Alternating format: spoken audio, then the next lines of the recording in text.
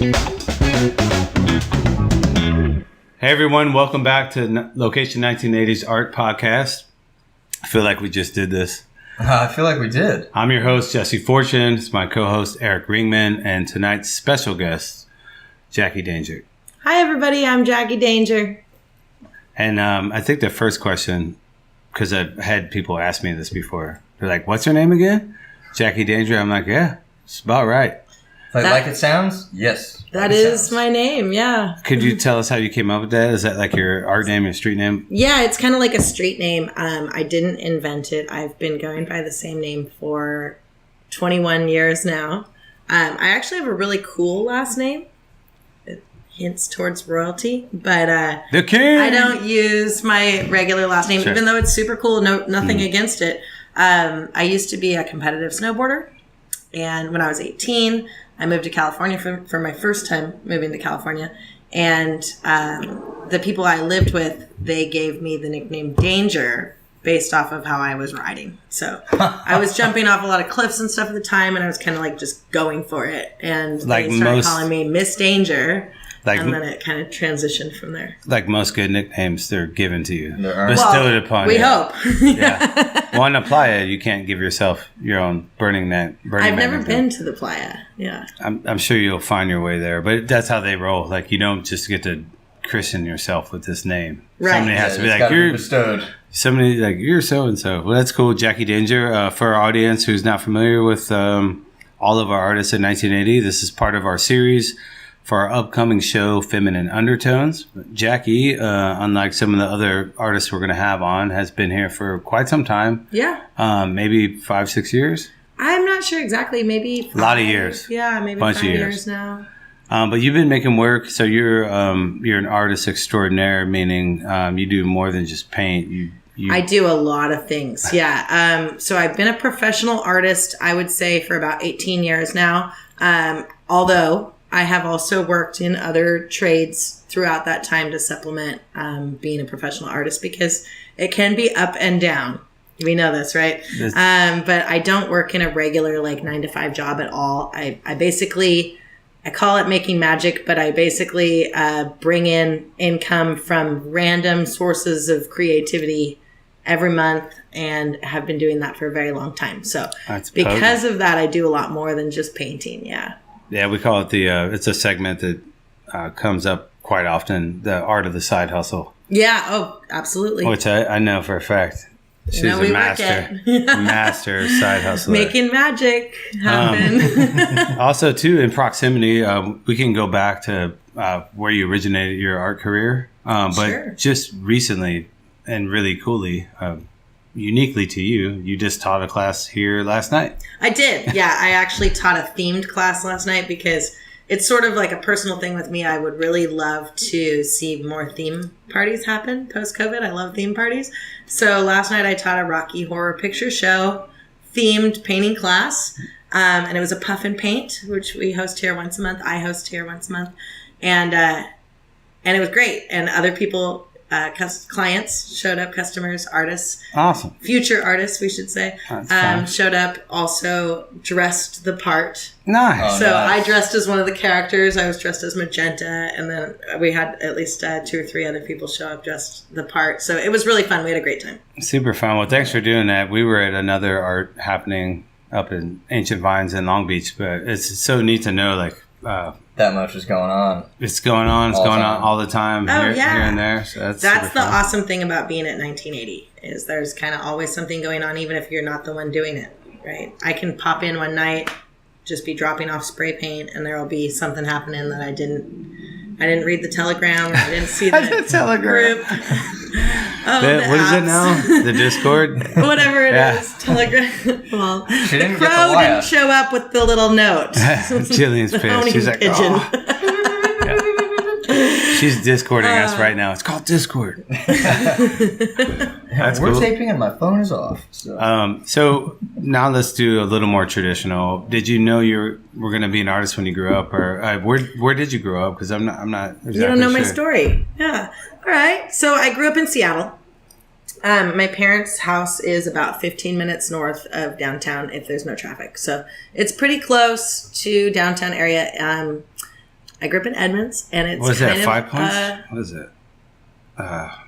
Is it by the Space Needle? So it's about 15 minutes north of there. Different city. Yeah. But North Seattle is a historical area. So like South Seattle's a little bit newer. It's more like newer modern developments. North Seattle, where I'm from, is more historical. So it's a lot of Green old Lake? houses. Green Lake area. Yeah, I'm from a little north of Green Lake. But Green Lake is like if we wanted to go walk around the park, that's where we would go. Nice. But yeah, it rains a lot in Seattle. So you have to find things to do that are indoor. And so pretty much everybody has indoor projects forever. Or you hang out in the rain. So, I mean, I played guitar for a lot of years. I still have guitars around. I play occasionally, but it's not, I wouldn't say it's my skill, where like art was a little bit more natural to me. And I started with watercolor. So I did watercolor art for a really long time. Was it like grade school, high school, college? I don't remember starting to paint. So I was probably pretty young, maybe like 4 or 5. That's cool. It's always been there. Yeah, I mean, I would, when we start thinking about it, like when people started saying, oh, she's going to be an artist, right? Like was probably kindergarten or first grade, second grade. So you got that a lot. Always, yeah. Every teacher, every year was like, she's going to be an artist. It's coming. She's not good at math. She's going to be an artist. And I was like, I'm going to be an astronaut. And then I was like, no, I'm going to be an artist, actually. That's apparently that's what I'm destined for. So did you end up taking that like through high school? When I first started discovering my artistic talent, I was opposite. I never thought I was going to be an artist. It kind of happened upon me. But at the time, a lot of my contemporaries in JC Junior College, they were like you. They were always going to be an artist. And I think that going to be an artist is almost, it's hard not to shoot yourself in the foot a little bit. I feel like there's some luck associated with stumbling into it where you don't have like expectation from people that have been around you your whole life for performance. That's my take on that. That's great insight. Did that expectation push you into art school? Or? No, I didn't go to art school. No, I would have liked to have gone to art school. In fact, I would still like to go to art school. But in a way, we're all still in art school. Yeah, we could teach the damn art school. I think I got raised. I got the hard knock life. I got raised by the streets, so not fully, but like in my art career for sure. So, to that point, did you? So if you didn't go to art school, how did you like thrust yourself into the art market? Was it out of necessity, or are you like, fuck this, I'm gonna get some flow, or I'm selling paintings, or did you do a show? Or yeah, I started doing shows. I think so. I was really good at snowboarding growing up, and I was also really good at art. So they were kind of over art? It did it for, it did. I think sometimes it's still or maybe seasonal priority. Okay. Yeah, definitely that was like a skill that when I was getting to be around 17, I was like, am I going to stay in school? Or am I going to leave school and shred? Yes. And I ended up, I was an honor roll student, and I was also super hyper independent and not living at home anymore. So I basically decided that I could finish my final class in college, and I was out of there about a year early and moved to the mountains and was snowboarding.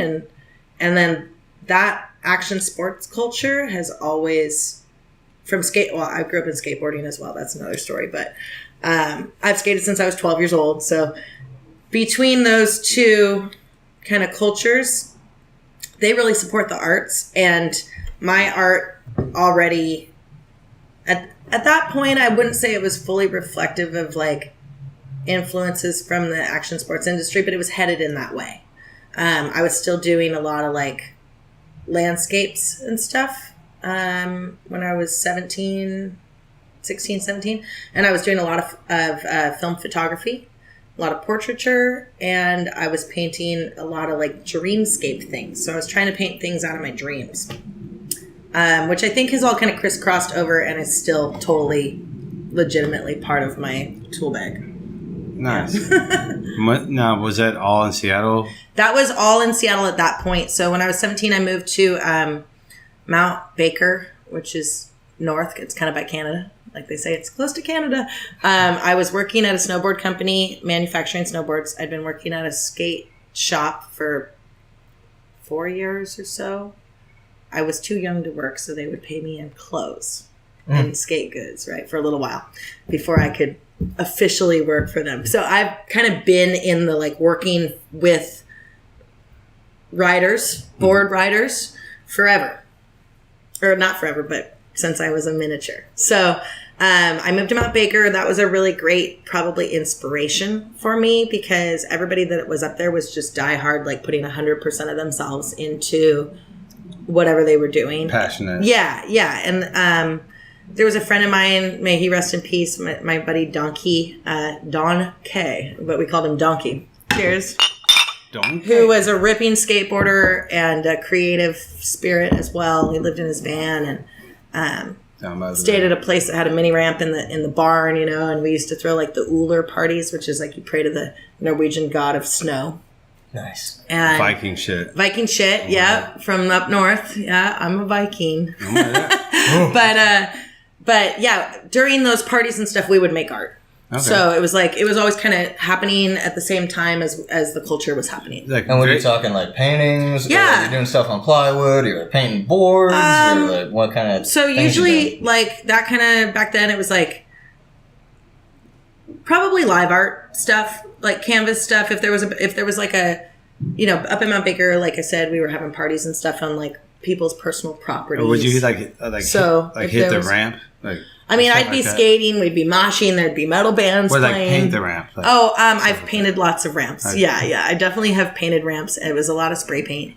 But we also just would build funky little things, you know, everything from a beer box mask that you wear around with little ears or something to just creatively making things that make the party more fun, right? Yeah. And I think that being young and submerged in a subculture helped to shape a style. And those subcultures were blowing up at the time too. So like it gives you like hope of success. Like, oh, like it did. Everybody's having fun, and people that you know, if they're at a killer mountain or a killer spot, they're usually doing really well. Yeah, and I was lucky enough. Like I worked for some, cool kid companies or some big brands back then who are still big brands now, and so. What was I kind of had an edge, I would say, because I got to see what was being produced on snowboards. I was producing snowboards myself. I was building snowboards for LibTech Canoe in Seattle. I think that's really interesting, too, because a lot of times the artists that are making the work or contributing to that industry don't also do it. Sometimes they do, but not necessarily. But I think they give you a cool advantage because it seems like it happened very organically. You're already doing the stuff. Yes. And you're like, oh, yeah, also I could do art. Well, I think in a way, I feel like I was like behind some of the people I looked up to at the time. Like I felt like, even though I'm the oldest of my family, I felt like a little sister the whole time I was growing up in Seattle. So I was always like the little sister. Catch up. Yeah, not catch up because I was cool. I was like the only girl a lot of the time doing what I was doing. But I definitely had to fight kind of tooth and nail for my place in society.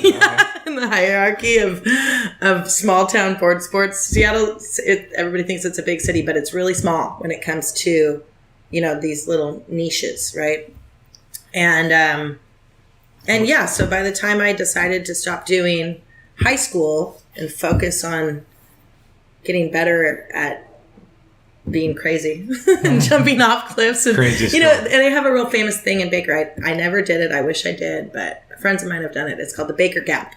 And if there's enough snow, you can hit a pot, like a little kicker, and air the road and land on the other side of the road. So, at 17, all of our friends were like, oh, Baker Gap, we got to get Baker Gap this year. And it was like, everybody was trying really hard to be our heroes. Oh, okay. Right. And I still felt like I'm probably not going to do the Baker Gap this year, but I'm going to make some cool stuff, Nice. I'm going to suss it I'm going to draw some cool stuff for whoever does it, Nice. Well, what was the next segment that took you from that genre and that crowd and that location to, did you move to Portland or did No, actually, when I was 18, I stopped working at LibTech. I quit LibTech specifically to move to Mammoth Mountain California. So I moved to Mammoth Mountain. That was about a 4 winter season journey. And I spent a couple summers in Mammoth, and I also spent a couple summers in Alaska. So I was kind of bouncing around. I was competing a lot back then. So between did you go to Alaska to compete, or? Yeah, so Alaska has a glacier. And so in the summertime, if you're... Sure, there's a few. Yes, there is lots of glaciers in Alaska. It's got one. No, it's got which lots. one did you go to? It's got massive glaciers all over the place, actually. Wonderful skiing. No, so I was at like a very... Back then, the snowboard camps were pretty small, but I worked at a summer snowboard camp called Borderline Legacy. Well, Borderline Legacy now. Back then, it was called Borderline Snowboard Camp. And it was in a town called Girdwood in Alaska that was a population of 500 people. Is this summer up there? Like what months are summer? So summer in Alaska is like that you now, would teach snowboarding. Like May. I guess it's yeah. I was kind of like a camp counselor. I taught snowboarding and I counseled kids, but I was like a kid myself. I was like 18, 19. Like that's fine. You know, we were just doing what we could do to keep the program running. Would you say that was the birth of your teaching skills? Because you teach classes now. So, you're a really good teacher. You teach all kinds of stuff. Yeah, thanks. I've been a teacher forever, actually. My first job other than the skate shop, my first real job on paper, like a W-2 job, I was a swim instructor for a public pool and a lifeguard. So I would say that's where I started teaching, and then I became a snowboard instructor for little kids. So I taught like 5 through 7-year-olds snowboarding, which was great, but I had to keep candy in my pockets all the time. It's great to have Brad. Swimming, like the first job, life or death. Yeah, little kid. I was gonna say later I was 14. Yeah, and you could get a permission slip to work. And I was just like, I wanted to be an adult so bad. Well, going from keeping them above water to not falling off the cliff. Yeah. And then into like just make a pretty picture, right? Right. Well, it's funny pressure. because teaching adults now, it's like I still bring candy. I still like bribe them with candy. Like it's still the same stuff. Which I appreciate. But yeah, we bribe them with alcohol and candy and everybody has a good time. But I've been teaching for a long time and I've also worked in customer service for a really long time. So it's kind of crossover of like, whether I'm the one kind of running the show or I'm not at all running the show and I'm just keeping a smile on my face and making sure that the customer's happy. So I feel like I have kind of an equal of both of those. Yeah. Nice. And what was your next segment after that? Did you come down to SoCal at all? Like with the snowboard? Oh gosh, I tried to move to Southern California when I was 21. I had big plans. And that was actually, I had a moment in Mammoth where I was doing good with competing. I'd learned to ride park. I was doing all kinds of crazy stuff and I was still painting. And like for a little while I was painting the front of snowboard goggles to look. My mom loved those ones. She always says I should go back to painting those. But I was painting snowboard goggles like you were looking at the snow. So I was still painting landscapes and stuff, but I started working with acrylic back then. And then I made my first ever painting in like the style that I'm known for when I was living in Mammoth. And what was it? It was a painting inspired by a song, and the song is called Man Eater. It's an 80s song. It goes, the classic, she's a man eater. Yeah. You're talking about Here she comes. Yeah. Watch out, boy, she'll cheer you up. Whoa, here she Hall comes. Notes. So That's Hall right. Notes, yes. Ah, so I made like a classic. Man eater. Yeah, and she was licking her fingers, and it was very flat and very like. Was it for anything? Or No, it was for you were just me. like, I'm going to do it. Yeah, I was listening to the song and I was like, I love this song and I want to paint. And I think I'm kind of inspired a little bit by like 80s pop style, like Miami Beach, kind of bright pastels and obviously very glam. Obviously, I love that kind of glam, bright, but also very mid-century modern kind of flat look. So I started working in that style basically after I made that painting. Was there a transition?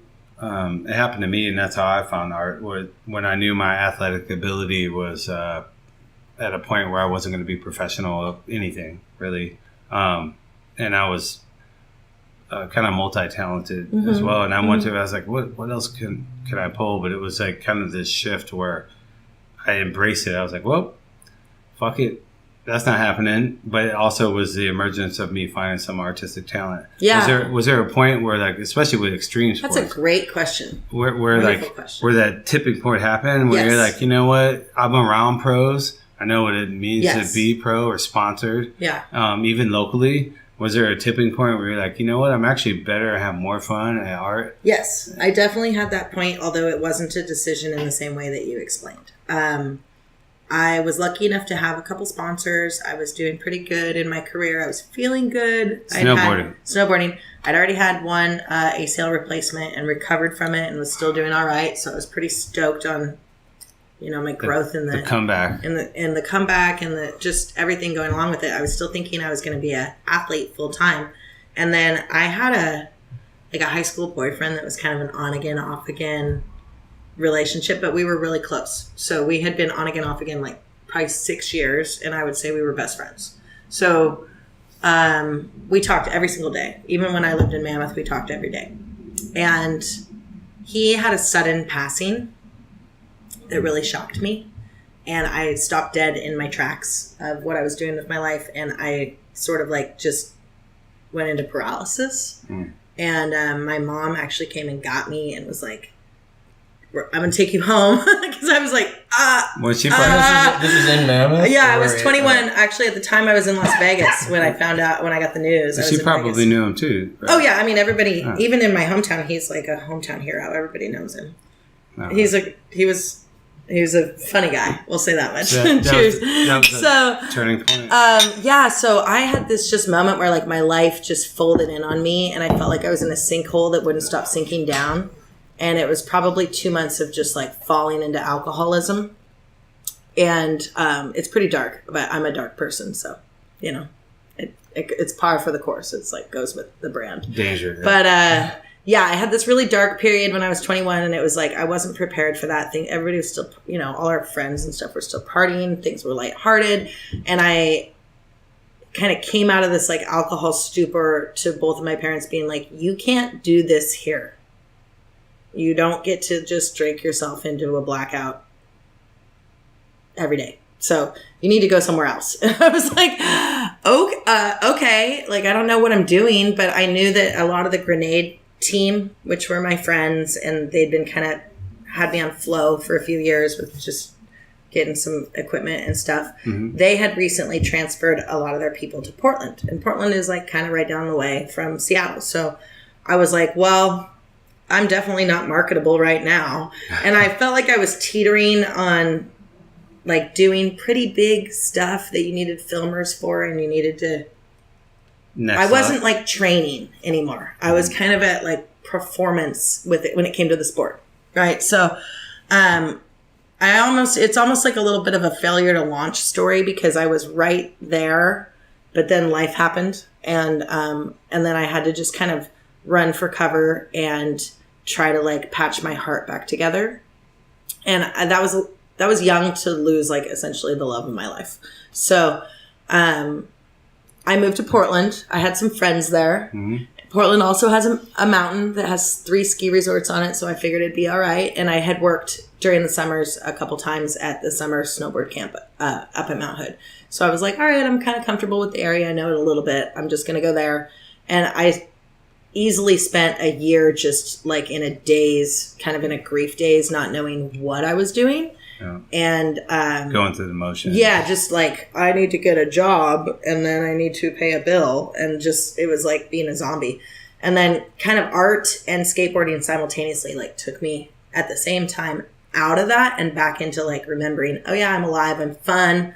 There's a lot of things I like to do. Yeah, I'm funny, and like it's okay to laugh again, and yeah. Mm. So, but my art really took off after I came out of that slump. So I was no longer pursuing the career in sports because I didn't think that there was anything marketable about me. I had just decided like, yeah, not. And now I'm a depressed girl, so I'm going to turn towards art because I'm pretty good at that. So it's kind of refreshing. Little did we know how marketable that exact combo would be. Oh my god! Yeah. But Morrissey. And once you do cross that bridge, though, it's kind of comforting. Like, all right, that was then. This is now. I mean, I have friends that are still to this day. They were friends and peers of mine who are still dropping out of helicopters on him. I mean, like some of my close girlfriends are still professional and doing great. So it's like, I feel blessed that I got to be in that environment for the years that I did. I didn't make that decision necessarily intentionally, but it's like things shake out the way they shake out, and I'm not unhappy with where I've ended up. And I think I've had a good life. And that's awesome. And I'm sure that it helped like shape like knowing them and knowing the level you got to. And then taking that energy now going into art without having to worry about the balance. Like now you're not. Funny enough, you're not doing that. I think it was like some power. Oh yeah, I mean, I think it was really crazy. Like before I moved to Orange County and all of that, I've always pretty much associated with athletes and with action sports athletes. So essentially, I've hung around crazy people for my whole life, right? So when I decided to go to school, I was 26, and I had moved to Orange County, and I decided, with my family's encouragement, I decided to go to hairdressing school. And it's funny because I had actually, I'm kind of fast forwarding through a little bit of life, but I had gone and lived in Australia, and I'd come back, and I'd been doing really well with my art. Things were selling, things were happening. I was getting gigs and some bigger projects too. And both of my parents kind of ganged up on me, and they were like, "Art's not going to pay your bills. Damn. You can't rely on even this." as it was at that time. Oh, it was at that time. But I worked really hard to get to that point. So I was really stoked on what I was doing at the time. But I was also 25, and I was listening to him. Like, I just moved to Newport Beach, and I was living down by the beach, and I was like, wow, these people are so rich. And then my parents were like, you need to be prepared for recession, because art's not going to pay in the event of a recession. And you've been cutting hair for like 10 years already. Why don't you just go to hairdressing school? We're talking like mid-2000s when this is happening? Yeah, I went to hairdressing school in 2011.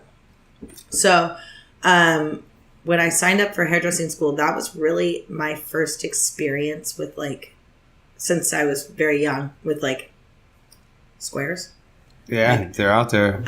Like non-crazy, go for it, action sport, pour yourself 100% into something. Like people that have anxiety and apprehension and fears. They also have their guard up. And their guard up, and it was like that was a really interesting experience that year in hairdressing school for me, because although I love doing hair and it is something that I've kind of just naturally done on the side, I look at it like it's sculpture. I love doing hair. It's just hair sculpture, and you just change the colors with chemicals. But and you've done my hair. And I've done your hair, yeah. And look at his hair. And it's so long right now. Yeah, it's crazy long. But yeah, I had my first experience with really being outside of like subcultures and being thrown back into like real world mainstream. And I was like, I don't really like this. This is wild. And even hair is like kind of bartending, kind of it's a little circling. Alt. Yeah, where you still make your own hours, you have your own clients. You can kind of dictate something. There's a little bit of a gunslinger nature to it. It does have a gunslinger nature, like tattooing. Yeah. Which I've also taken up a little bit. That's a good entry. I guess I'm a gunslinger. I don't know. That's a good entry into the real world, though. Where it wasn't like it was kind of a shocker. It I mean, I had been through already a few like shockers. I lived in Portland. I'd been skateboarding under the bridge. I want to tell you about my first art studio. It was in Portland, Oregon, and it was huge, and it was beautiful, and it was like when you manifest something from the time you're a little kid, and then it really comes true, and it looks exactly like how you imagined it would. Oh yeah! I got to have that. How did it look? It was amazing. I think from the time I was like 14 or so, when I would see like pictures from New York of like big brick warehouses with the tall windows, and I was like, fire escapes. One day I'm gonna fire escapes. One day I'm gonna have an art studio like Andy Warhol, like a floor of a old building. So I did. I didn't get the whole floor, but I did get two big rooms for $300. What district? What district was it? It was next door to the skate park that was my literal home. So. When I moved to Oregon, I was lost. I was going through grief. I didn't know what I was doing. And I found my way after about a year down to the skate park, which was like kind of a hangout of crazy people and athletes as well. But what section of Portland? So Portland has a lot of distinct neighborhoods. Right in the center is Burnside Avenue and Burnside Street. Burnside Bridge divides the north from the south. Okay. And then the river divides the east from the west. So if you go to the east side, which is where I lived, that area right on the other side of the river, it's called the Produce District because boats used to come in and unload all the produce there. So there's a lot of warehouses there, which have turned into art studios mostly. Sweet. And then there's a lot of like speakeasy bars, like knock 3 times, give it a break, knock 2 more, and you'll get let in through a door. If you knock again, it'll open. I do love a speak. Don't tempt me. But yeah, so you got your dream studio? I found my dream studio. Yeah, I was 22, and it was affordable. It was $300 a month. Fuck. And it was, so I started skating under the bridge at the skate park, which is like the dirtiest skate park in America. It's disgusting and also amazing. It's wonderful. But if you say the wrong thing, you might get a beer thrown at your head. Like a fool. Wow. You told me about this place. It's like a known. It's very, very It's not famous. like just your personal opinion. It's like this place has a rep. Yes, it does. Like nationwide. Like skateboard park hecklers? Yes, I think it was I'm not going to make any big claims, but it might have been invented at Burnside Skate Park. Okay. Yeah. I'm a really rough heckler if you get me going. So I can really heckle like the rest of them. Because you've been heckled. I have, and I'm also from the Pacific Northwest, and I got that Viking blood. So I will push you until you're either going to make it or break. Mean combo. But yeah, it's a mean combo, and I like to be a smiley girl, but I got that heckle in me, though. Well, when you got your dream studio and you're skating there. Yeah, so my studio. What kind of art popped out of that? So that's actually, it was amazing because I had an apartment down the way, and I was manifesting a lot of things in my life at that time. So I just kind of came out of the darkness into the light. You know what I mean? I started skating again. I started painting again. And I was like, oh, yeah, life rules. And then I pictured my dream 1-bedroom apartment, which had high ceilings, curved on the top like a skate park, clawfoot tub, black and white checkers in the bathroom and the kitchen, on the vintage fire escape that I would call my smoking deck. And I'd sit out there like I was Jim Morrison and smoke cigarettes and be mysterious and stuff. Yeah, and we used to crawl up to the top of the building and spray paint up there. And so I got my apartment, which was 6 blocks from the skate park, so real close. And then that was like my dream apartment. And then I heard about this art studio building, and I went in to check it out, and it was like, I want to say it was before gentrification. Things were like a little more family orientated. So when I went in the building, it was like funky. A little funky, just weird style. And the lady that ran the place, her name was Judy. And I was like, hey, I'm an artist, I've been painting in my apartment. I was painting really cool stuff in my apartment at that point, but it was getting cluttered. And I was like, I really need a studio. And she was like, you seem great. Let me take you up and show you the studio. So I ended up on the 4th floor of 5 floors. And I was right on the corner where you would turn to go to the skate park from the only street down, and then you turn right to go to the skate park. And that was my unit on the 4th floor. And I had the cool fire escape right outside my window. So I had the fire escape at my apartment, and I had it at my art studio. So smoking deck, both places, super mysterious, super dark, But she says, flicking her long blonde hair for all the audio only participants. No, so I moved. I already had a lot of work at that point that was kind of just stacking up in my apartment, and I was painting a lot of my friends' old skate decks that they were done with. So I was just making these like freehand kind of dreamscape paintings of different things. Like I did circus people, and I did sea monsters and maidens, and I had a whole series of work that I did during that probably 4-year time. So you're just cutting your teeth, you'll paint anything. Yeah, it was all kind of cartoon themed. And in that flat kind of cartoon, like it was just printed out of a comic book sort of style. But I was painting a lot of like fantasy stuff. And also like kind of gnarly skate stuff. Things we would see at the skate park. Broken fingers and dead birds. And Did you have with your dream studio being so close in proximity to the skate park, did you have then shows skaters would come up. Yeah, absolutely. So when Judy took me to my studio, we went up 4 flights of wooden stairs, like up like this. Up you didn't have the freight elevator? They did have the freight elevator, but we took the stairs half the time. The freight elevator was on one side of the building, stairs were on the other, and it was a massive studio complex. Okay. So there was probably 70 other artists there. Oh, wow. And all of the studios were high ceiling, like 14, 15-foot ceilings, brick walls, hardwood floors, and then they have those big windows that are super heavy that you have to lift up and stick a piece of wood in.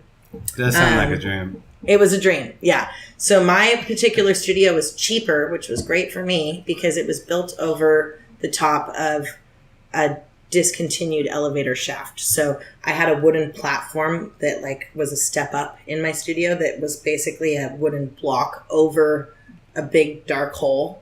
Yeah, don't do any deadlifts there. Or put your bed. We used to joke if you needed to hide something, you could just lower it down. But I was also sometimes I'd be like a little freaked, like I'm standing on the top of this thing with all kinds of weight. I had a screen printing machine and stuff in there. I'm like, it's just a straight drop down, you know? So you're making shirts or? I was making shirts. Yeah, I made a lot of shirts back then. I gave that screen printing machine away when I left Oregon. I gave my whole studio away. Now you had the studio and it was your dream spot, but what would force you then or? What happened? Well, so let's see. I mean, like, fuck, this is great. I gotta go. I think like in some ways I'm just a girl and I love my love life. So I was skateboarding. Boys were involved. I was skating at the park and I was making art and I was just going back and forth. I'd wake up, make art, go to the park, go back to the studio, go back to the park, go back to the studio, go back to the park. When you were at the park, you were skating though, right? Skating, yeah. And then sometimes friends of mine or whatever, I'd be like, hey, I'm going to go up to the studio. And they'd be like, we want to come up. Nice. Like, can we draw? Can we do, so I had, essentially it was a 2-room studio. So my front room was all of my paintings, all kind of showcased. And I had a wraparound couch and some chairs and stuff and like magazines and people could draw. People could come in there and make their own canvases. It was like just a hangout spot. And then my back room had my whole tool set up, kitchen thing I built. I built myself a shower, like a ghetto girl shower. Whatever That's another story. But after I moved to Australia and moved back, I lived in my studio, so I had to build a shower in there. So built a crazy ass shower in there. And then my back room was like the gross like art studio making room. But yeah, people would come up there with me. I had like a little fridge in there, so it was like, for a little while whoever was in town that I was friends with that kind of knew me well enough. So what was the shift that brought you to Southern California? So I had a bad breakup with a Burnside skateboarder. I went to Hawaii. I met a guy that I was with for 2.5 years in Hawaii. So you went to Hawaii? I went to Hawaii on vacation with my best friend. And I was like, after the breakup, like, let me get the fuck out. Our birthdays were like 2 days apart, and it was like about to be my birthday, and it was also about to be his birthday, and we'd broken up like a week before. So I was like, I gotta get out of town. Like, I gotta get out of here. So Jade, who's my lifelong best friend, I said, you want to go to Hawaii? And she was like, yeah, let's go hike this. She was a competitive snowboarder as well. So she was like, let's go hike the Nepali coast. We'll bring some mushrooms. Nice. We'll just, we'll hitchhike up there. So we did it. So we sweet. Yeah, we hitchhiked up to the Nepali coast, hiked it, did all that. That was great. And I met my future partner on that trip, who then took me to Australia. And that was a difficult decision to make because even though it was exciting to move there, I had to move out of my apartment. Oh, you had to give it I had to question if I was going to give up my studio or not, and I decided to keep my studio. So I was paying for my studio from Australia. I brought in a studio mate, so I was actually at that point sharing my studio with another girl. So they were making art there. Yeah. Yeah, so I opened my studio up to another girl who was a friend of mine, another skater girl, metalhead chick, and she was also making art in my studio. So we were splitting the rent, made it a little bit more affordable while I was gone. And while you're gone in Australia. Yeah. So then I made a bunch of art in Australia, which is still there. Where'd you go? Perth? It's still there. No, I was in Bondi. Of course. Of course. Let us know. Well, we haven't talked about the fact that Jackie Danger is also a surfer. Well, that came later. That wasn't yet at this point? No, not that Even though you're doing Hawaii and Bondi. No, I mean, I almost drowned in Hawaii trying to surf. And then I thought because I was a good snowboarder that I could just paddle out into like 6-foot waves and I'd be fine. So when I got to Australia, I was like, oh yeah, I got this. Like so ignorant, you know. So now this water isn't frozen, it moves. So Bondi's in Sydney. And I spent a little more than half of my Australian adventure in Bondi. But I did also live in a van up on the sunny coast. And I made some art up there as well. And lived essentially at skate parks in a van. What was your aesthetic? With my partner. What was your aesthetic at the time? What, were you spray painting? Were you... So I was doing a lot of wheat pasting, actually. So wheat graffiti pasting. Graffiti style was rocking my world at the time. Yeah. Were you like doing proper tags and like lighting shit up? Or? So I'm not a big name writer. Like, yeah. But I mean, were you getting down like, what were you like bombs, murals, were you on the street like I was on the street. I was so let's rewind it back. Did to you have Portland. a mask on? I don't wear a mask usually. Although I've started to wear a mask more these days, but I still do a little bit of graffiti. It's allegedly. I did go wheat pasting actually last week. So in Australia, we were doing it then. I was doing it. Yeah, I was doing it in Portland before Hawaii, before Australia. Yeah. So in Portland, my studio was cranking. It was doing really good. And then I started showing my work. Like I started in coffee shops and then bars and then galleries. And I was showing a lot of work all over the city all the time. I had a lot of group exhibitions. I had a lot of solo exhibitions. I worked as a curator and curated, I'm going to say probably at least 15 different exhibitions. Like we were on the grind and I was selling a lot of art. I was basically making my entire living off art. So when that shifted though, and then you went to Australia, did that keep going or? Yeah. So when I got to Australia, I basically showed up with $500 in my pocket, which is very, if you know me, that's like on brand. I showed up with $500 in my pocket. I had to figure out what the hell I was going to do. So I went and like tried to get a job at like a pizza shop or something. Some kind of get the income coming in. And then my partner at the time, we like bounced around. We lived in the van. I had been doing wheat pasting before I left Portland just to help promote for my shows. So I sort of discovered that if you put your art up for free, your art show, it sells for more money at your shows. So once I discovered that and made it a fun thing, then I would just backpack around with the bicycle around with a backpack and, you know, I have a little technique. What you mean by that phrase, or maybe I had zoned out for half a second. If you put your art up for free, it sells for more at shows. It does. So when you say put it up for free, you're talking about doing murals and stuff? So it's just basic branding. Yeah, essentially like I was probably 22 or 23 when I figured it out, but slaps. The more people just see whatever it is that you're doing, be it a sticker. Let's say you got a little graffiti character. It can be whatever you want. Let's just make something up. Like you do an ice cream cone with a winky face. Okay, that's your guy. If you try and sell your first ice cream cone. Yeah, I know. Watch somebody steal this. If you try and sell your first ice cream cone with a winky face at a gallery. Nobody knows it. Nobody knows what it is, right? But you take that same ice cream cone, you go wheat paste around town for 2 weeks before your gallery show.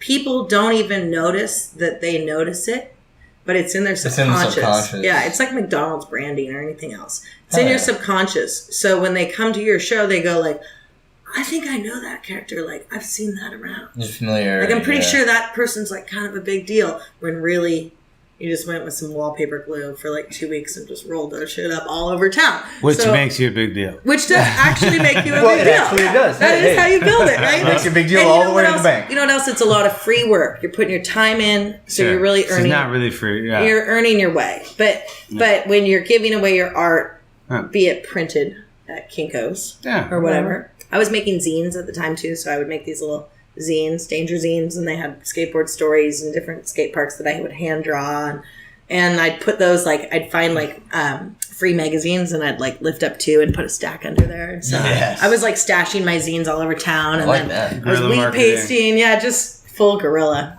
And how long did you stay in Australia while that was working? I was in Australia for a year. So my time in Australia, I did have a lot of art. I probably had 4 or 5 art shows in that year. I was really into showing at that time, which I can honestly say I have not done hardly any of since I moved to Southern California. Because I shifted. I shifted my way of making income and my way of selling art. So back then I was still selling originals that had come out of my head.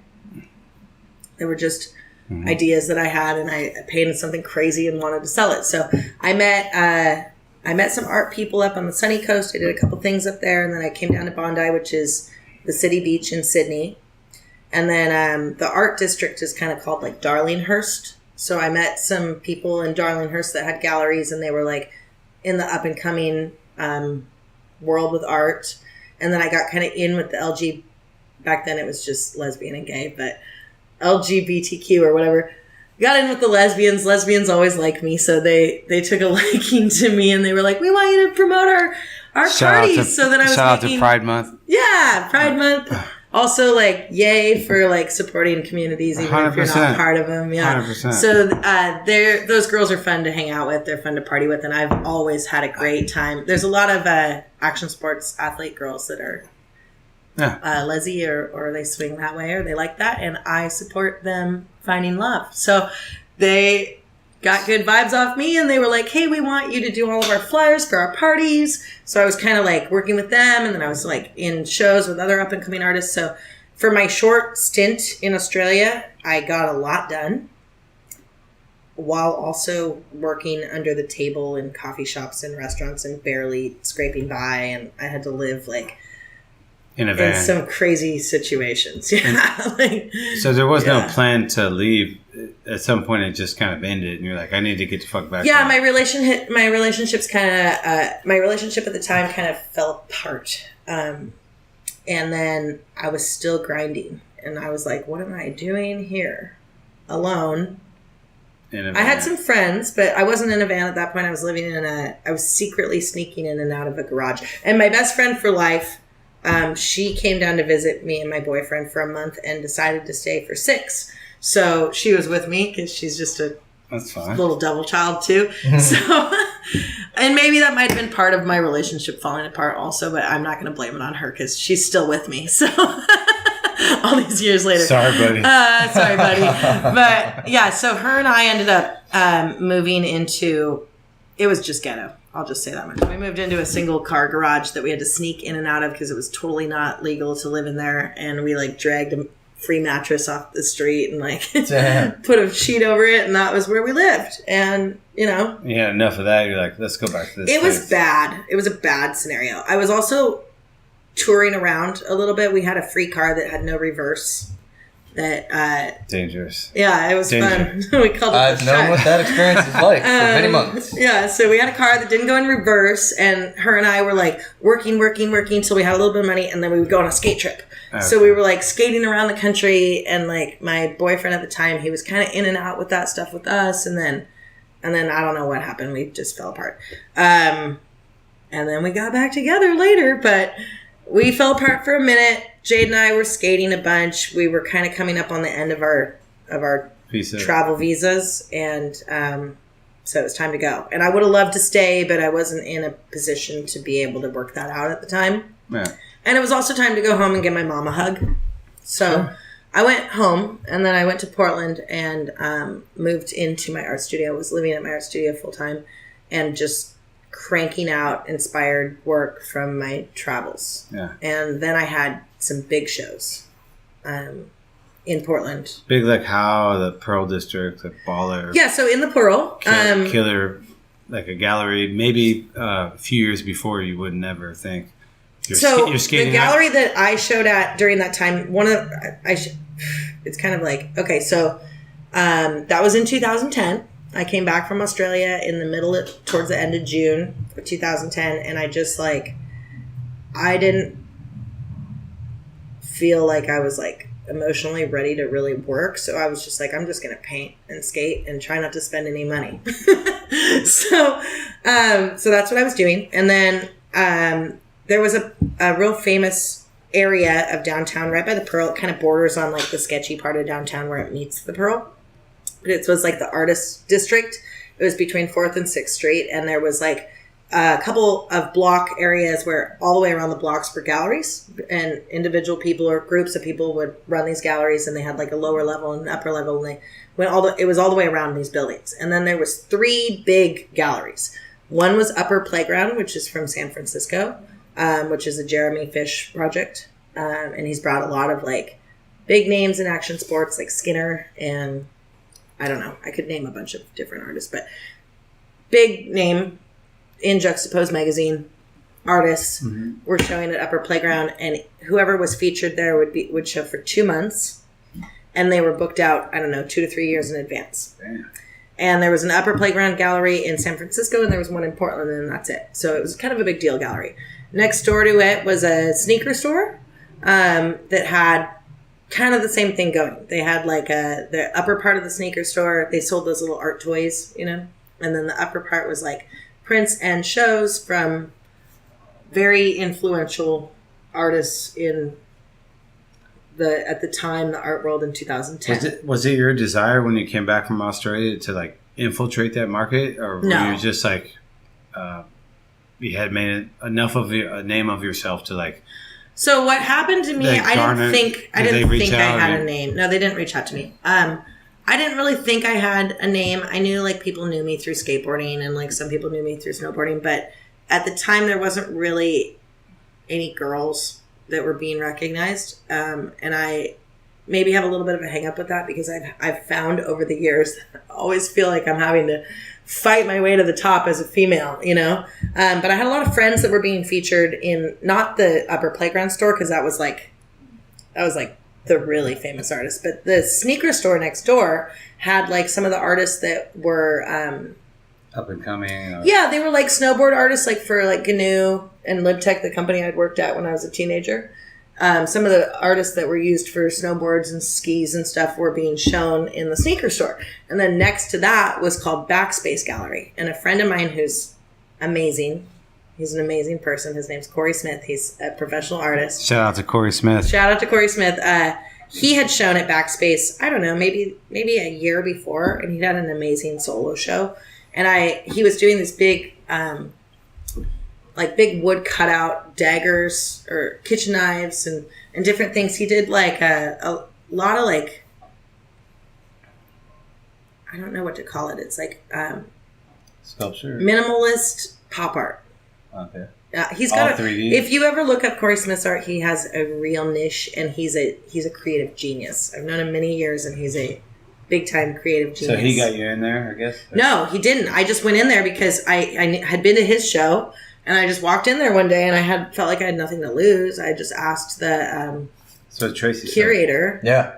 Our last guest. Same thing. She was like, I just walked up there and like damn near word for word, dude. Yeah, I asked. That's not. I asked who the curator was, and he would, the girl that worked there went and got the curator, and I said, hey, I know this gallery row is all booked out like multiple years, so I'm an artist, and I'm just wondering how far booked out you are. And he was like, let me see your art. And I had a flip phone.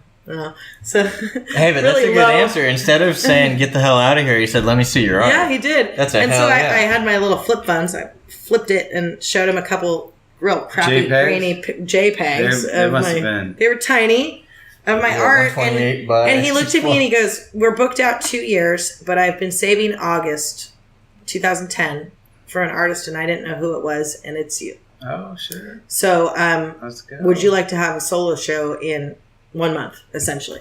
And I was like, yes. Yes, thank you. And then I left and panicked because I was like, oh my God, I have to go paint so much stuff now. And I said, do you want to see what I'm bringing or anything? And he goes, no, you can set it up however you want. We're going to make all your advertising for you. We'll make your flyers. We'll do this. We'll do that. So it was like really my first like big professional show where they were like, we're going to pay for all of your marketing. We're going to give you full creative freedom of the space. You can come in 2 days early and paint the background of the walls however you want. So you had a month. I had a month to cram for that show. Yeah. And then during that month, I don't know what was in the stars. It was like a magical stars.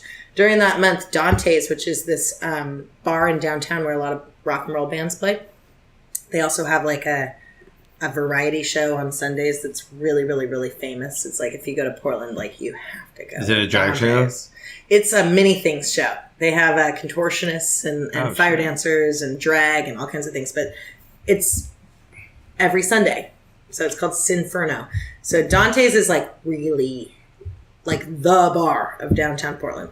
And Dante's approached me that same month and said, hey, we'd like to have an art show in our bar of all your art, solo show. And I was like, oh, okay. And so I put all my old art that was kind of fantasy themed from before Australia. I put all of that in Dante's. It's a good lesson for you younger artists out there. It always pays to have a fully stocked inventory, no matter what, right? I mean, yes, you want to sell. Yes. You want to sell stuff, but you're not going to sell everything all the time.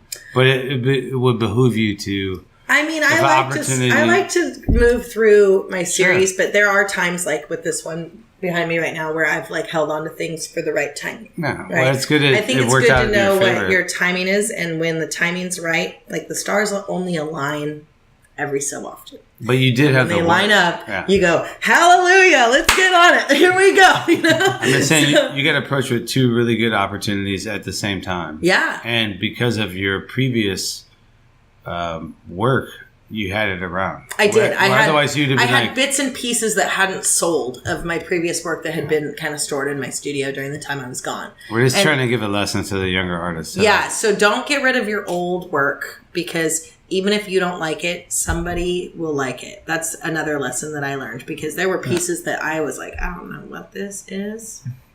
I don't know what I created with this. I don't even like this at all. Somebody would be like, oh my God, this speaks to me. And I'm like, gospel. Well, it's yours. Yeah, people will comment enthusiastically on shit that is not necessarily close to your favorite. It's not about what's my favorite. Well, good I on don't you. make for just me. Yeah, right? Well, good on you for being in a position. So you filled up Dante's with the older work. So yeah, the stars aligned.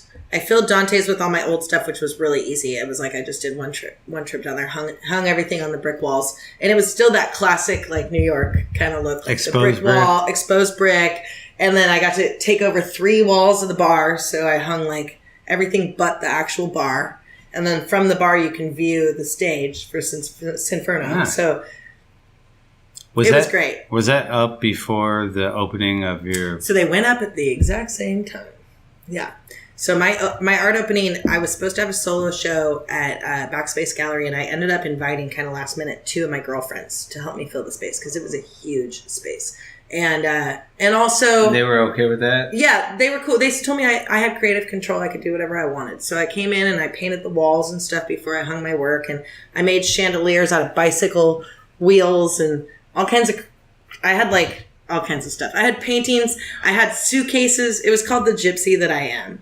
And I had suitcases that I painted that would open. I had bicycle tires with lights coming out of them, and things that you could touch, and you could write on the walls. There was like an area where there was pens and people could tag. More of an installation. So I like for my shows to be a little bit more like of the installation style. Yeah. So side note, have you been in Meow Wolf? So I hate admitting this, but I have never been to Meow Wolf. Okay, well, but I did have an experience with Meow Wolf briefly at Texas Eclipse Fest this year, but it was closed when I went there. I'm just saying go when you get a chance. Oh, I'm excited to go. Recommended. I wanted to go this year for my birthday, but we'll go maybe during the summer. Okay, continue then. So you had your first big show installation. So really that Backspace show was like, I felt like it was like a life-changing show. Cemented the moment you're like, this is what I'm... Yeah, I mean, people showed up, it was big. It was big, You saw some pieces? Big. I sold everything. Nice, dude. There it is. Yeah, I sold everything at both places. Oh, I love it. I sold out everywhere. It's important to, in the beginning of your career, to have at least a portion of that night sell a lot of things. Some of the things it's a hard to recreate experience. You might not ever do it, but if you're gonna have it, I think it's more important to be in the beginning. Yeah, because it gives you some steam. It does give you steam. Most vulnerable part of your career. Oh, I was in terms of like self-doubt. You know? I was vulnerable with self-doubt. There was all kinds of things that were emotionally working against me. That anchor point shifts all that away. It did, and also just the fact that I had come back from living on the other half of the entire world, and then I came into my studio and was living full-time in my studio. It was like I was 100% in, up to my eyebrows in making art, being art, and then I got to show it, and it actually landed, and people bought it, and people were thrilled by it, and they interacted with it. And so that was what propelled me to Southern California. And so let's fast forward now. You're in Southern California. When and how did you make your impression here? So I've moved from city to city. Yeah. Sometimes things don't translate. You still have to like kind of reinvent yourself. There are times where I feel like maybe it doesn't translate all the way here with me per se. Because I know that my art is better received in other places sometimes, but I just like being here. Well, and to that, two things can be true. Yeah, To that end, I know you've done a lot of mural work and a lot of in-person exhibitions, sales, and whatnot in Miami. Yeah, which is you've always told me you're like Miami's been very kind to me. Miami has been very kind to me. Miami has a thriving, living, breathing, wonderful art scene, and let me touch on that in a second. First, I came to Southern California. When did you come? So I came in 2010, and I basically came a month after that art show. Okay. So wow. I sold out those 2 art shows. Fuck it. And right after that happened, I was like, let's go. Oh my God, what do I do now? Like, my goal in Portland was like, showing it like little coffee shops, hanging my art at coffee shops. And then I was like, maybe hanging it at a bar. And like, even if I would have shown at Dante's and it went really great and sold out there, that would have been a big accomplishment. But for me to have shown on Gallery Row, at one of the top 3 galleries on Gallery Row. Spontaneously, where they're booked out for 2 years and there's no chance of anybody else getting in there like that. And then also to show at Dante's at the same time, it was like I took over downtown. Sold out. Yeah. Sold everything out. And to be honest, I think being gone for a year only helped that. Sure. So I came back and people were like, she's back, buy her work while you can. I don't know what they thought. But I had 2 years before that been showing some art at a Nike skateboarding art show where they were showing a lot of like famous skate artists at the Nike skate park, which is up multiple stories in the produce district in a little hidden warehouse. It's like 3 stories up or something. But a friend of mine, wonderful human being, really influential in my life, that lives around this area, his name's Joe McElroy. At the time, he was the art director for Hurley. And they were doing a show at the Nike skateboarding skate park down by my house, down by in the Produce Row area. Yeah. And so they had this Hurley, it was called Hurley Pool Rules. And I went in there with like 3 of my skateboards and I was like, hey, I really want to be in this art show. I skate, I'm local. Like, I know it's all famous, skateboarders like Lance Mountain and a bunch of artists that are really well known from this area. But I was like, can I hang my stuff? And he was like, let me see your stuff. And I showed him. And he was like, yeah, we'll hang it. Yeah, I love your work. So he hung it up, and it got to be in the Hurley Pool Rules show. And I Sharpied my name in on the flyer. Nice. And then I was skating at the Pool Rules show, and he was like, hey, I want to get your contact information. I'd like to stay in contact with you, blah, blah, blah. So before I moved to Australia, I actually came down here because my boyfriend at the time, he had family in this area. And I didn't know. I was like, I'm in Southern California. I don't know where I am. But I called my friend Joe McElroy. And I was like, hey, I'm in Southern California. And he was like, well, where are you? And he's like, I'm right down the road from there. Come by. I don't work at Hurley anymore. Now I work for myself as a creative director. Come by my office. So I went by his office and he's like, you need to learn how to use Adobe. You need to learn digital art. The computer? I was like, I don't know how to do any of this. I'm an analog person. That sounds really intimidating. And he's like, look, you can get a lot further if you can just put a portfolio together. And I was like, dude, I don't know what I'm doing. No. And he's like, here's how to work InDesign. So he kind of showed me in like a 45-minute quick meeting, like, hey, nice to see you. We've only met twice ever. High fives. Let's get down to business. Let's get down to business. You're an artist. I'm a person that helps artists. This is how you do an InDesign thing. So he showed me that. Sweet. And then off to Australia I went. Fast forward to Portland. I finished these 2 shows. This guy Joe has been calling me like every 6 months just to go, hey, it's Joe. Just checking in. What you doing with your art? Right? And I was like, well, this is kind of cool. I don't know who does that, but I like it. So I finally call him. Yeah, huge shout out to Joe. He changed my life. So I finally called Joe McElroy and I was like, hey, I I just had a really big show. And he's like, congratulations, what? And I was like, I don't know what to do now.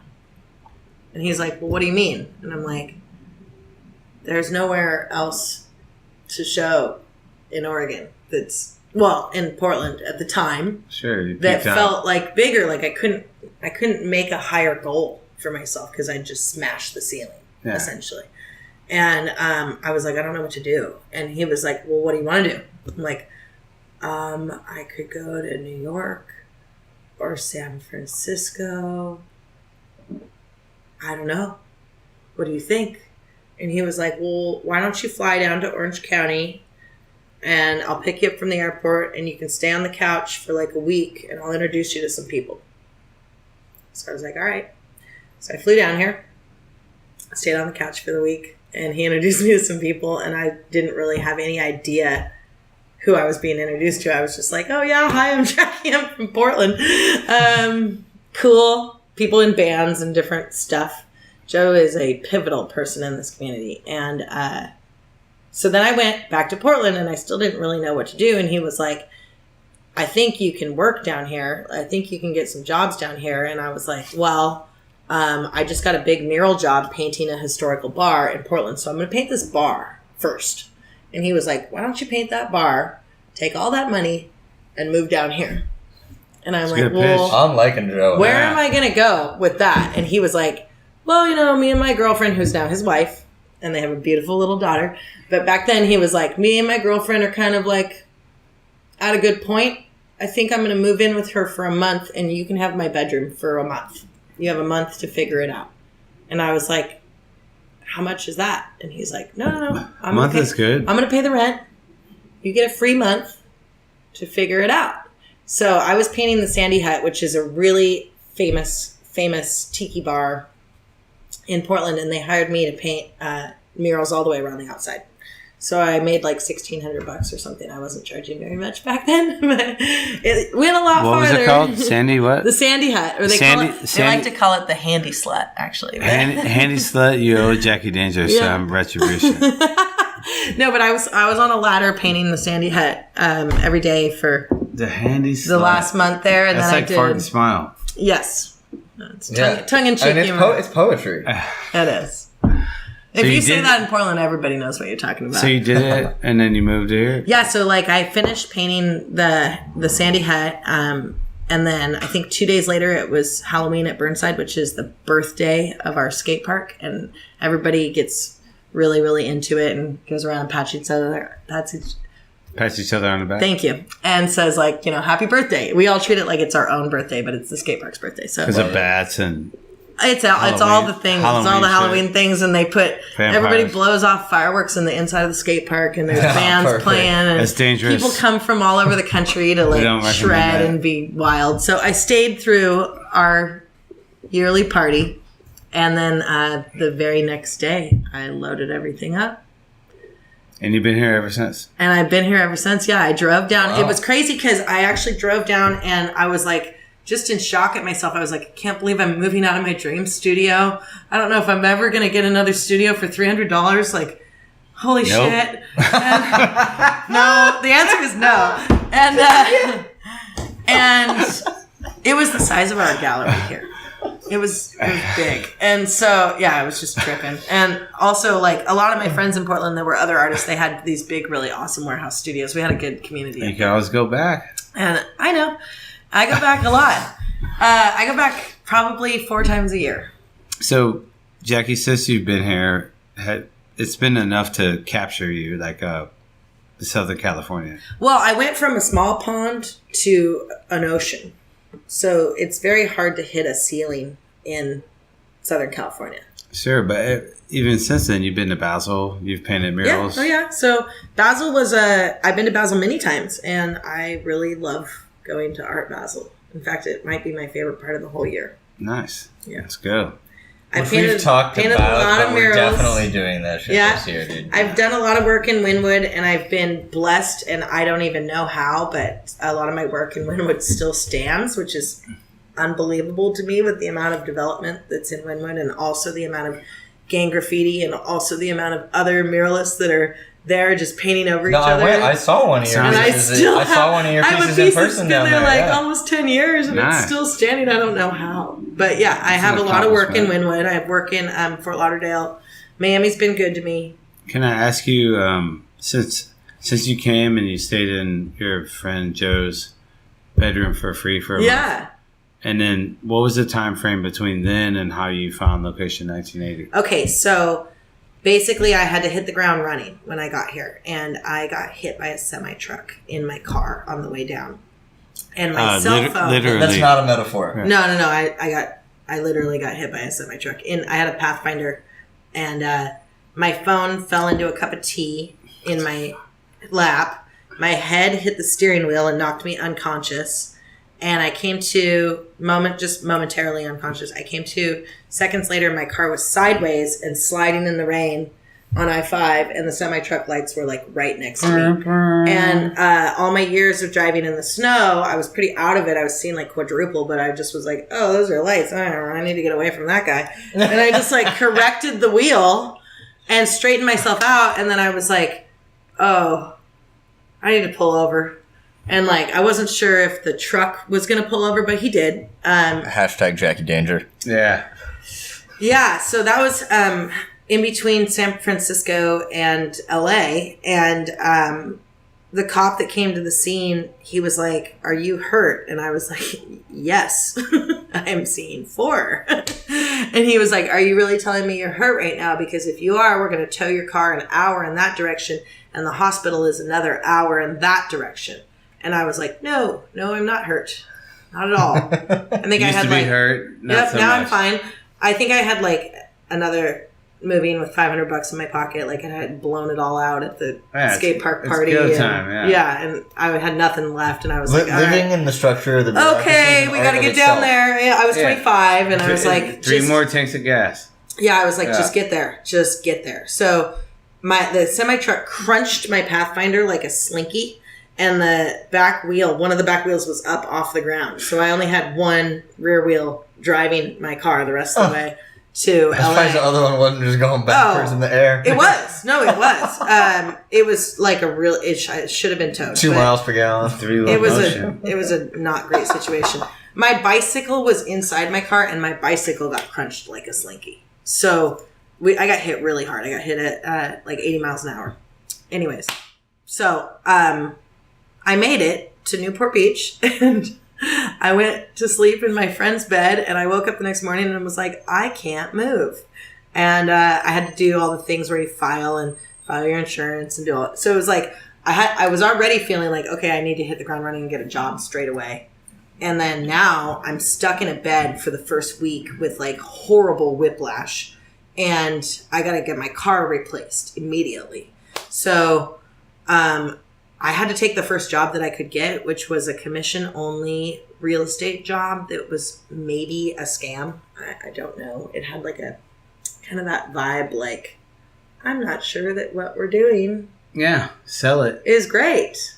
But here I am as a salesperson making commission only, and I need to sell at least 3 Sign here, blind things just to eat at the end of the week. So I started this job. grandma. And you're good at it.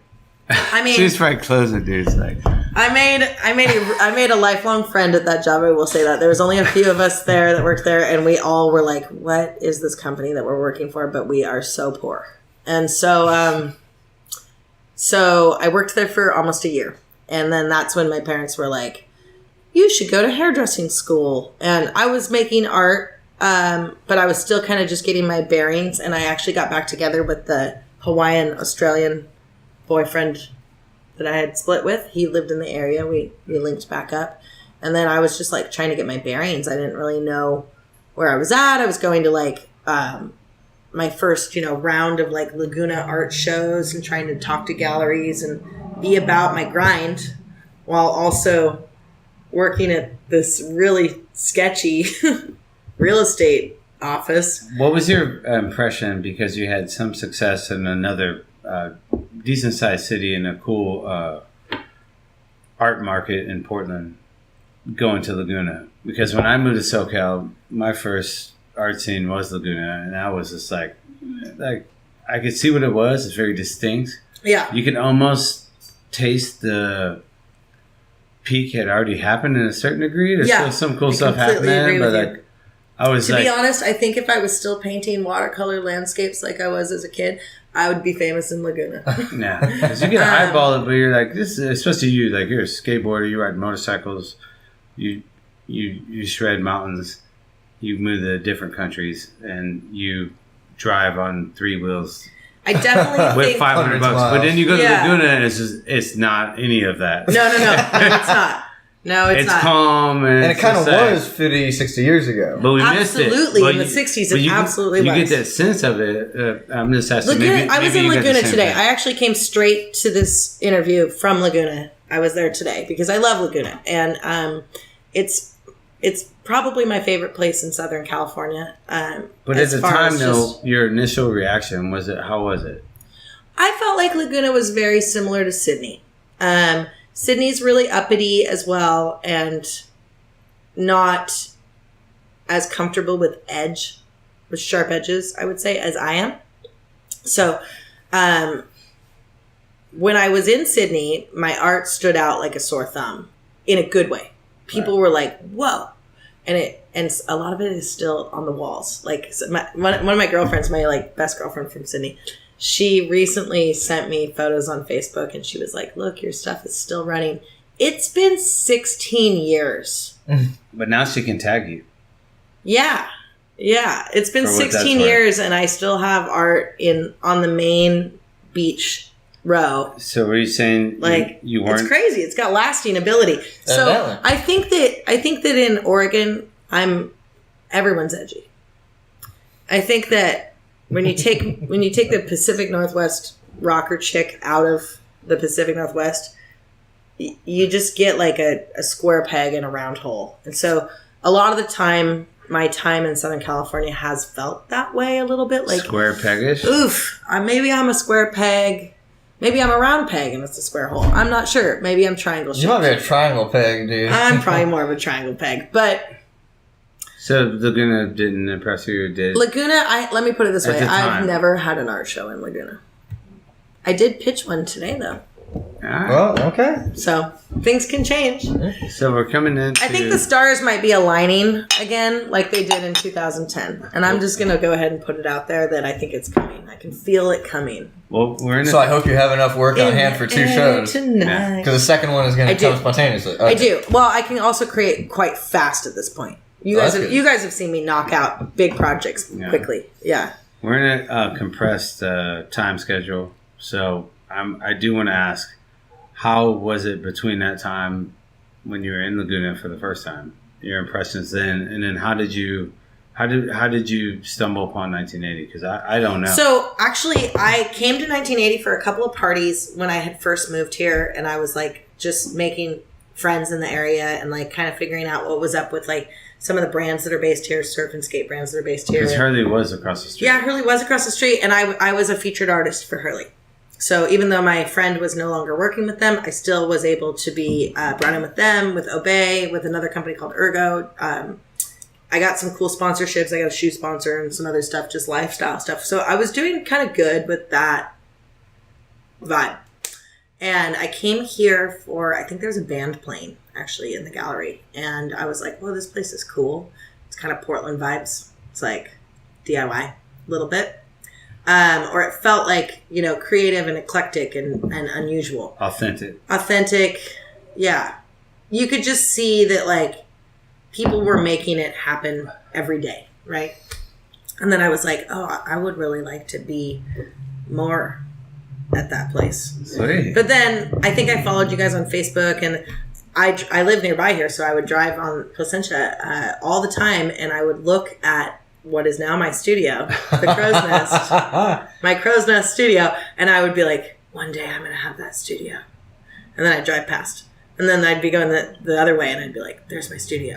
Oh, I love it. And I did it for probably like 3 years. I'd be like, there's my studio. One day I'm going to have that studio.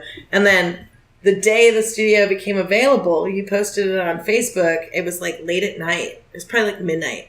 And I wrote you immediately, and I was like, I'll give you the money tomorrow. Take it off Facebook. Like, Yes. like that's my studio, and it's been waiting. It's been waiting this whole time to be my studio. So clearly, that's my awesome. that's my studio. That's great. Then it became, and now it is. And I can't leave because how could I visualize another studio? I mean, it's the windows on each side, the fact that it's kind of like up on its own little perch. It's perfect. It's perfect you for me. got the steer horns on the door. Mm-hmm. I put those on as soon as I moved every in. time that I go out, right, and I love steer, as a former Cadillac owner, I love steer horns.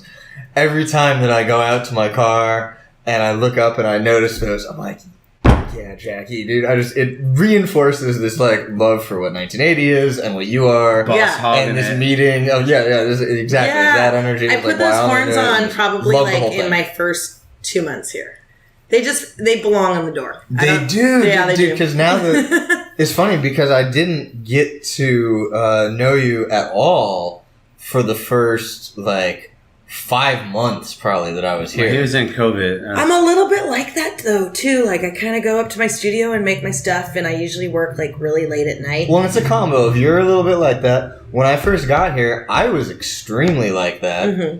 And also it was COVID, schedules were weird, everything was weird, and it took a minute to even be like, I was like, wait, who's this chick? Oh wait, she's one of the artists here? I didn't even know that, and I've already been here for like 4 months. And now, as I've known you more, it reinforces how perfectly that set of horns needs to be there. Yeah. Like, it's fucking bullseye. I wish I could put horns on my front door at my apartment. I think they would go there nicely as well. Dude, if you slapped a set on the dart, it'd be sweet. I know. Yeah, well, we'll think about that. Since you've been here, you've definitely brought a lot of energy and the edge. We really liked that. Like, once I saw your email or your text or whatever it was, Facebook message, Jackie Danger, I was like, it's probably going to be like, the priority went up. I was like, she's probably the person I need to talk to. Okay. And then you fit right away, and I appreciate it. Like, not only by proximity is your studio far away, but sometimes that's where you have to be. It's good. I think it's good for me because I had even though I was in a studio building in Oregon that was lots of artists there, we were not like a collaborative space. Like people had businesses there and there were other artists there. Sure. But it was like everybody kind of went into their studio and worked. I was just renting my unit. Yeah. And there was a couple other people that I talked to here and there, but it was like, not really. But everybody was doing their thing. But even here, it's like, as much as we gel and sometimes don't and sometimes do, and there's been so many artists that have come and went, even since you've been here. Yeah. So before you, and then the whole time you've been here, you've seen a lot of artists come and go. You've maintained that, and it's necessary, actually. It's close as we can get to doing this podcast. We're all talking right now. Like 12 hours from now, we're all going to do our own thing or whatever. Yeah. Well, I got to paint all night tonight. I got a big job in front of me. And I like how it allows for that. And I appreciate how you've maximized that. Yeah. I mean, for me, because I'm like such a generator, human design generator, high energy, spastic. I have to work at night because during the day I'm too distracted. And I want to go outside, and I want to go to the beach, and I want to surf, and I want to skateboard, and I want to play, and I want to ride bikes. And then when it gets dark.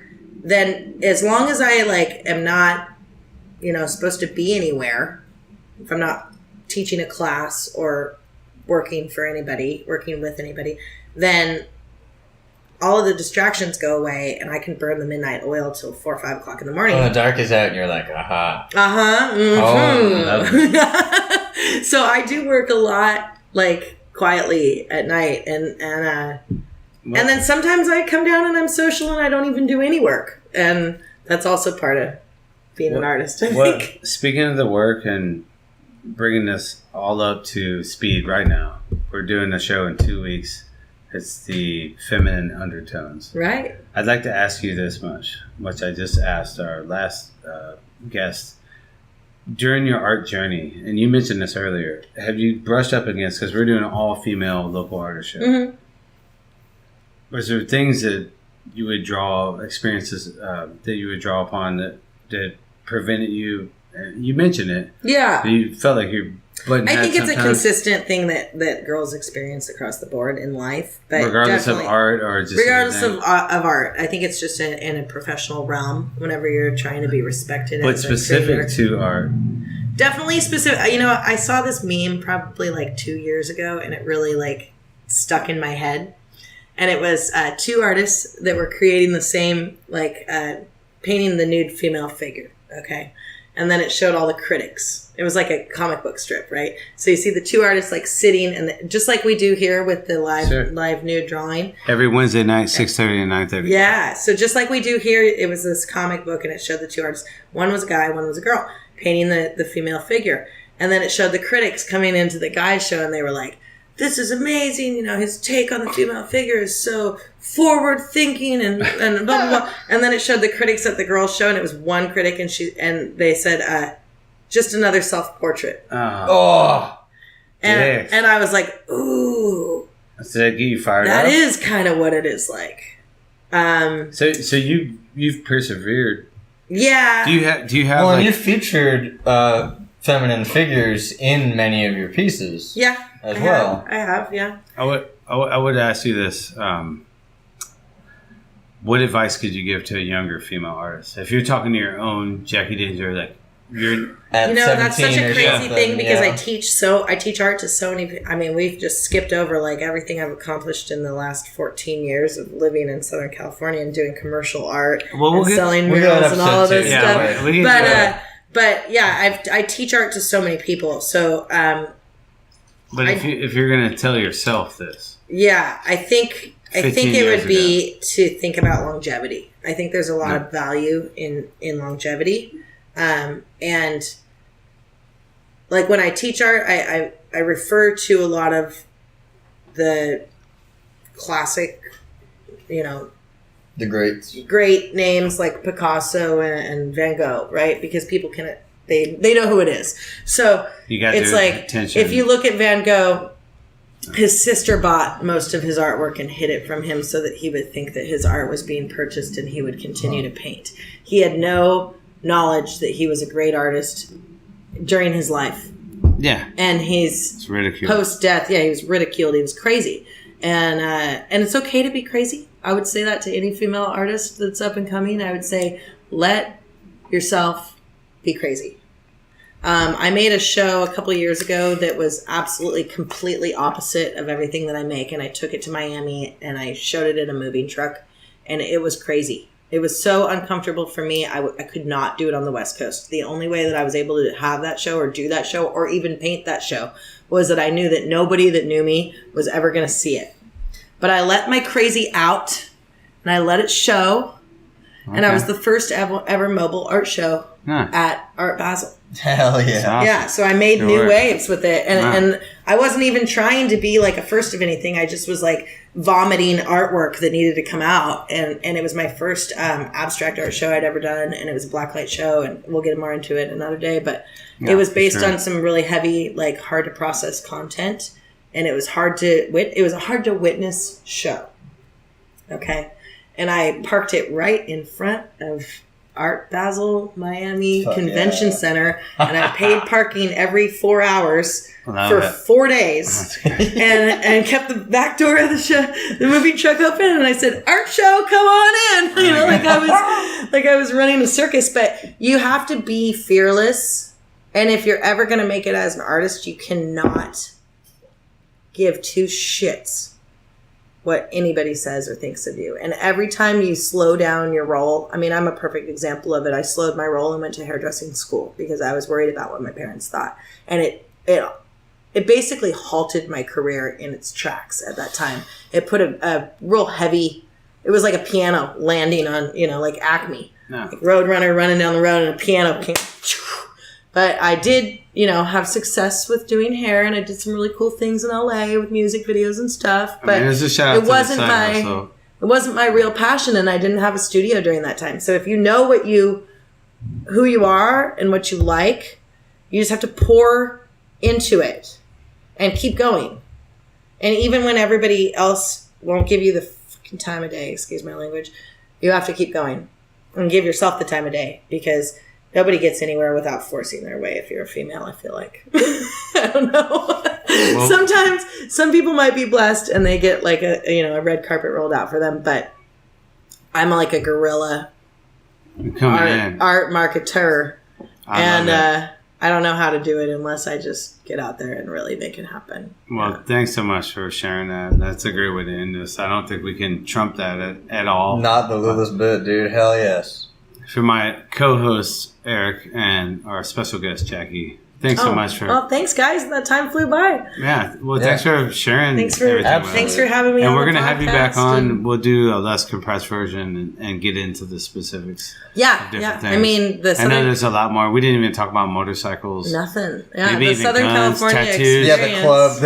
There's stories I even know that we didn't touch. Yeah. And that's without scraping that's in. Good. So sorry. Biker stuff. Sorry about the tease, tattoos. but you're going to have to come back. Stay tuned. Stay tuned. Never apologize for the tease. You know what? This was a lot of fun. Thanks for having me. Cool. Right on, Jackie. Well, thank you. Let's do it. Well, and thank you guys, too, for watching and listening. We're just local artists trying to share our stories with the whole world, really, but on a local level. Like Jackie said, she went from Portland to Sydney. And when you're there, though, like they don't know you're from Portland. But now you're in Sydney, I mean, nobody knows anything about you until you stamp your mark. That's where that's part of being an artist is like it's the inner desire to stamp your mark. You know, some people are taggers; they got to write their name. I never really felt like I needed to write my name. I always wanted to draw a picture. But perfect. Well, that's what we're doing here. We're trying to tag our name on the internet. It's like sharing other artist stories. Yeah. So thanks for sharing yours with us. Yeah, you're welcome. Do good stuff. Help your friends do the same. Yeah. Cheers, boys. Cheers, girls. Cheers, Jillian. Cheers. Our first ever double episode. Thank you. Wow, that's crazy. I didn't realize like that much time. I didn't realize that much time had gone by. Yeah, she signaled us, and I could tell that. Sorry, but I had to arrest the narrative several times because we could have did this for like Corey was just like, we're going 2 hours. He didn't know it, but it was easy. It's easy when you're talking about yours.